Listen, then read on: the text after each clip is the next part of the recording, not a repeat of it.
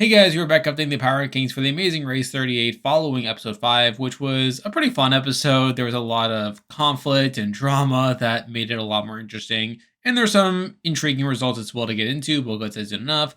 But we have 9 people to talk about. I'm going to spend some more time. Let's get into the video. So starting off at number 9, we have the latest boo from the season. And here we have Chada and Simone, who have a pretty fun downfall here where despite them not even being in last place coming to the leg where they were 6th place coming into it, and despite them also having a double U-turn that they were spared from with the likes of Jag and Jazz and Joseph and Adam going for Izzy and Paige and Robina and Christine, John and Simone still ended up floundering on the task to where they were still the last to finish the initial detour task. And they also really struggled on the roadblock to where they were eventually taken out here, despite them being spared from the U-turn, to where I do find their downfall here to be pretty funny, even though it's probably the ideal outcome for an entertainment standpoint, considering that now you have Izzy and Paige and Rabina and Christine there to be mad at the teams that U-turned them. So again, take that for what you will, but obviously they're now out of the race to where they're here at number 9. And with that, we have 8 people left in the race to talk about. As usual, I'm ranking them based on how likely they are to win the race based on their edit and current race position. But number 8, the team that I believe is at least likely to win from this point on is still Chelsea and Jack.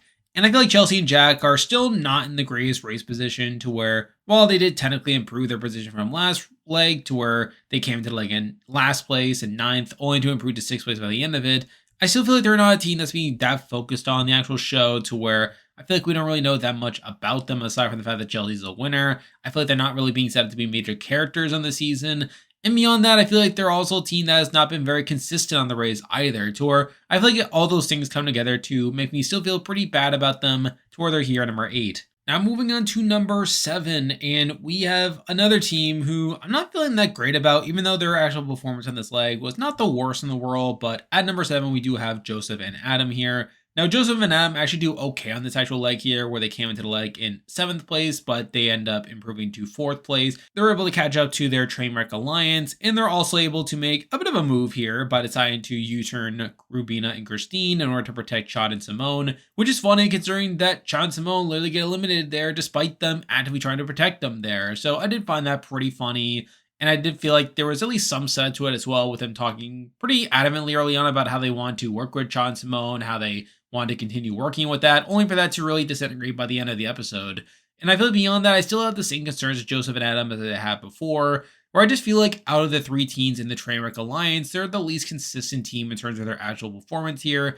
And even beyond that, I feel like those other teams are probably a bit better set up to actually do well on the race, both from a performance standpoint, but also from a edit standpoint, where I feel like Joseph and Adam are a team that have really been undermined as well. And now you have even Rubina and Christine talking about how like they want to get back at Joseph and Adam somehow, to where I'm not feeling that great about them at this point. It's because of that they're here at number 7. Now moving on to number 6, and we have a team who I just mentioned, and here we have Rubina and Christine. And obviously they had a pretty rough leg here where they do end up getting U-turn. They end up finishing second to last. And they actually do spend a decent amount of the leg in last place, where we see them really struggling on the detour, on both sides of it really, where they end up last place coming out of the detour. And they do also struggle a bit on the roadblock, though they're able to eventually pass Chad and Simone there.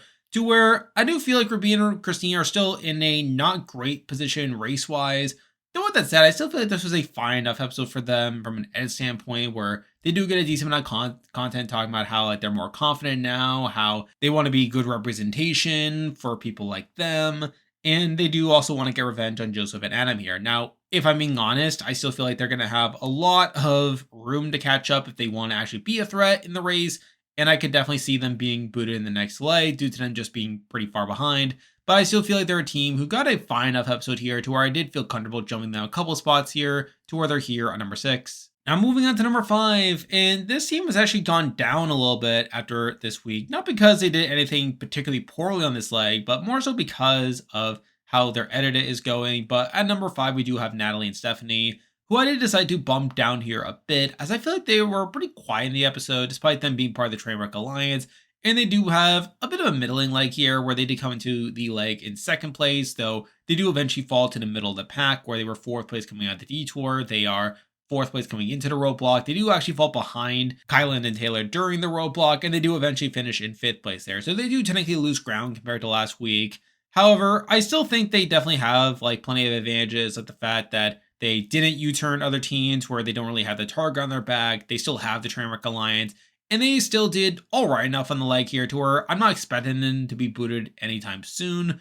Though with that said, I feel like their edit for them was not as strong. That and also they did technically fall off compared to last week on the race. Was enough to drop them here to number 5. Now moving on to number 4. And this team has actually crept up largely due to their role in this latest episode here. But at number 4, we do have Kylan and Taylor, who do take a pretty big step forward as well in this episode, where they did come into this leg in 4th place. However, they are able to pull out a 2nd place finish, especially after Kylan does pretty well on the roadblock there to where he's able to leapfrog a couple of teams. So I feel like they're definitely starting to establish themselves more in the race here by their strong placements. But even beyond that, they had a pretty big role in the episode as well, where we do see Taylor being pretty disgusted by the sight of 2 male-male teams U-turning to female-female teams, and them starting to spread the idea that the male-male teams have a gentleman's agreement, and you have them telling Tucker and Eric this, which is obviously something to note here as well, to where I'm expecting them to start to have a bigger role in the season as well. And with them also starting to pick up their performance, I feel like that was enough to have them at least a couple spots higher.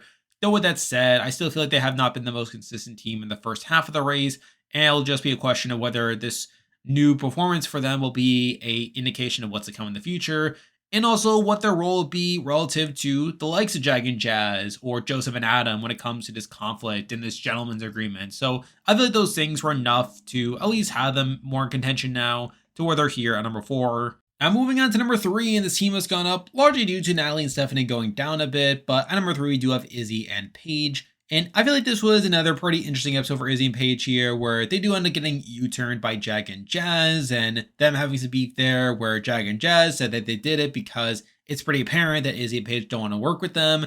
And we also get Izzy having a pretty strong reaction to getting U-turned here, to where she gets pretty mad at Jag and feels like that they're just targeting a team that they can easily outrun anyway, and that they're not going for a bigger team.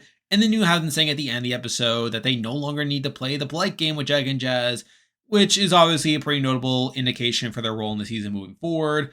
But I also feel like they do pretty well in the leg considering the circumstances, where despite them getting U-turned here, they still actually do pretty well by the end of it, where they do end up getting 8th place coming out of the detour, and they do end up passing Cha and Simone during the roadblock to get a 7th place finish in the leg, which, again, considering the circumstances that they faced, I do feel like is at least somewhat impressive, that the fact that they were able to rebound relatively well from the W turn.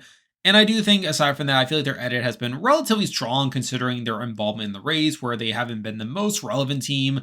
But despite that, I feel like we're still getting a lot of screen time out of them. And I could see this rivalry with Jag and Jazz start to play a bigger factor for them on the season moving forward, to where I do feel like there's at least some promise there for Izzy and Paige to turn things around and start to become a more relevant team on the season. But still, I feel like their performance here, it still wasn't the highest in the world. And while there was some excuses for that, I feel like for now, I can't really have them any higher than number 3 here. Now moving on to number 2, and we had the same top 2 here as last week. And I do think there was a bit of a debate here over whether these teams should even be in the top 2, and even within that, the placement.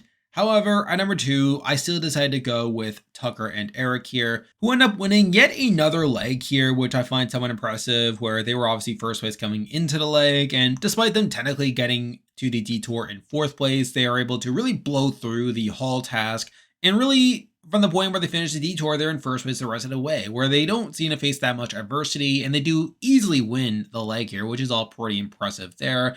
And again, I do feel like Tucker and Eric are definitely one of the more consistent teams here, where I feel like I have a lot of confidence in them to get towards the end of the race here and do pretty well. And I also think this episode was an improvement for them from a content standpoint, where I feel like they got a bit more to do in this episode, where we see Tucker talking about how it's weird racing with Rubina, despite her being on different teams, but he wants her to experience what he's experiencing with Eric. So again, I feel like that's pretty good. He also talked about how he knows that Jag and Jazz are the biggest threats, while Kylan and Taylor are potential, which could be foreshadowing to Kylan and Taylor being a bigger threat down the road as well. So I do feel like Tucker and Eric are a team who I still have a lot of faith in, and I feel like they've gotten fairly reasonable content on the show. Though with that said, I still decide to stick them here at number 2, as I feel like the number 1 team still has enough pros with them to lead them there, but for now I do a Tucker and Eric here at number 2. And now at number 1, the team that I believe is the most likely to win the Amazing Race 38 at this point, is still Jag and Jazz. Now, I do think there was more of a debate here over their placement, as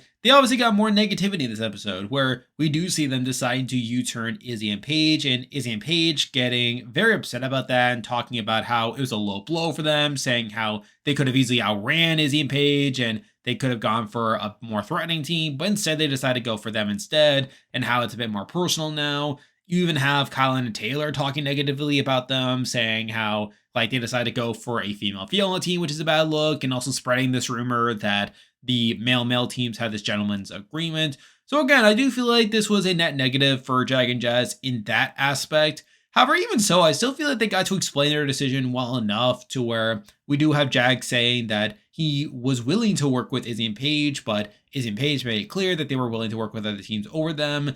And even with Kylan and Taylor, they got to react to learning that news that Kylan and Taylor are spreading this rumor about them, saying how it's going to inform their decision making in the future. So again, some good strategic content there. But beyond that, I also feel like they did pretty well on this leg as well, where they came into the leg in 5th place, but despite that, were able to come out of it in 3rd place, where from the detour on, they were able to be in the top 3 the rest of the way. So I do feel like Jag and Jazz still had a good enough rebound here, considering that they did have a downturn last week. And even with the adversity that they're starting to face now with the U-turn decision and how certain teams are reacting to that, I feel like they got enough good content to respond to that, to where I'm still not fully out on them. I still feel like they've been getting pretty decent content. I still feel like they've gotten a mostly positive edit on the show. And I also feel like they're a team that has continued to perform fairly consistently well. And while I do think Tucker and Eric are starting to edge them out in terms of their raw stats, I still think Jag and Jazz have gotten a slightly more positive edit compared to them at this current point, to where I still decide to have them here at number 1. And there we go, that'll do it for this week's video. If you like this content, be sure to like and subscribe really has with the channel. Now I'll be back again next week to update the power rankings again, so be on the lookout for that. I'm covering Survivor 489 and Hell's Kitchen, so if you want videos on those shows, be on the lookout for that. I'm on Patreon and have a YouTube membership if you want to consider supporting the channel. You can do so by clicking the link in the description, and you can also join the Discord server by also clicking the link in the description. There's a lot of stuff coming your way, but for now, that is the video. See ya!